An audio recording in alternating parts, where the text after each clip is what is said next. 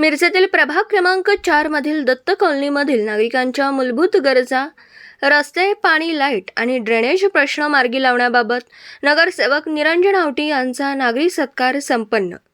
माजी नगरसेवक निरंजन आवटी यांची सपत्नीक रथातून भव्य मिरवणूक काढून जेसीबी मधून फुलांचा वर्षाव करण्यात आला।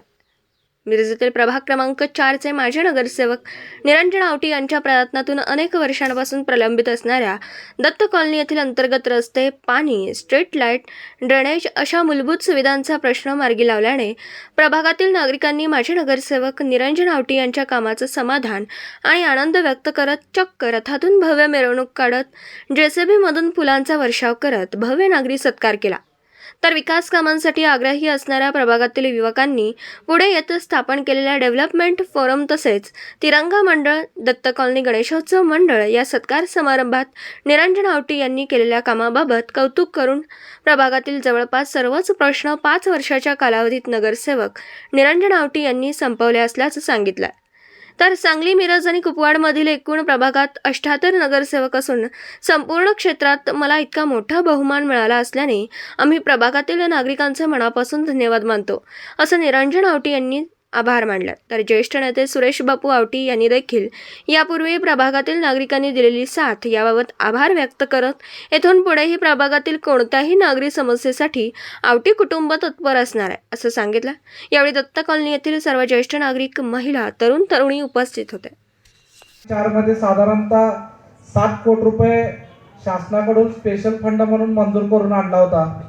तो त्या फंडातून आपण दत्त कॉलनीतले रस्ते धरले होते आणि त्यातले आपले खानापूर आणि डॉक्टर सातपुते साईडचे 3 रस्ते, कोळी काकांच्या समोरचा रोड आणि मागचे 2 रस्ते मंजूर नव्हते, पण त्या लोकांनी हट्ट धरला की करायचं आहे। आणि मी घरी जाऊन बापूंना ज्यावेळी सांगितलं त्यावेळी पप्पांनी लगेच त्या कॉन्ट्रॅक्टरला बोलवून सांगितलं की तू रोड कर, मी सगळी जबाबदारी घेतो।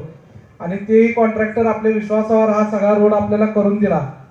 फक्त आमचं हेच हे असतं की बाबा लोकांचं काम थटवू नये, आपल्याकडे जी मागणी केली ते काम पूर्ण व्हावं। आणि गेल्या 10 वर्षात जे काही करण्याचं, मी 5 वर्ष असेल, मागच्या 10 वर्षात पप्पा असतील, आपण जी मागणी केली ते काम करण्याचा मनोदय आपण केलेला आहे। आणि महापालिका क्षेत्रातील आम्हाला सांगायला आनंद होईल की बापूंच्या मार्गदर्शनाखाली प्रभाग क्रमांक 3 असेल, 4 असेल आणि पलीकडचा प्रभाग क्रमांक 3 जिथे माझे बंधू संदीप आवटी नगरसेवक आहेत, दोन्ही ठिकाणी म्हणजे मागणी मुक्त वार्ड करण्याचा आमचा प्रयत्न आहे। आणि जे काही लोक काम सांगतील ते काम 100% पूर्ण करण्याचा मनोदय घेऊन आम्ही समाजात उतरत असतो। पण खरं आम्ही नशीबवान कुटुंब एवढ्यासाठी आहोत की 78 नगरसेवक या महापालिकेमध्ये आहेत। प्रत्येक जण आपापल्या परीने काम करत असतो, काम पूर्ण होत असतं अनेकांचं, पण अशा पद्धतीचं प्रेम हे फक्त आमच्याच कुटुंबाला मिळालं याचा खरं अभिमान आहे आणि स्वाभिमान आहे। कारण की आम्ही नगरसेवक आणि तुम्ही मतदार म्हणून कधीच राहिलो नाही।